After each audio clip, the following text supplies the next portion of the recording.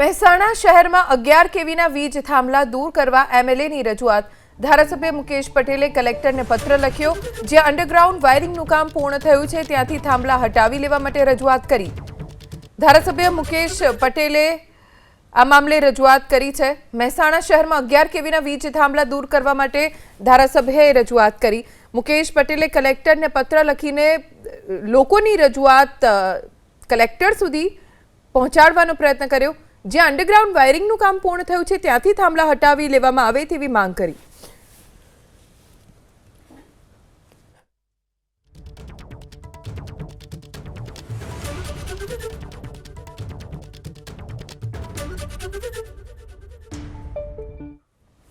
ભાજપના ધારાસભ્ય વિરુદ્ધ સોશિયલ મીડિયામાં પત્રિકા વાયરલ થઈ છે।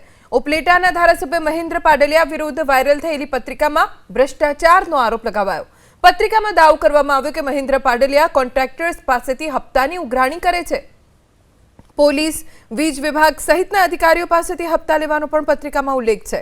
સમગ્ર મામલે મહેન્દ્ર પાડલિયા પોલીસ ફરિયાદ નોંધાવી છે, જેના આધારે પોલીસે તપાસ શરૂ કરી।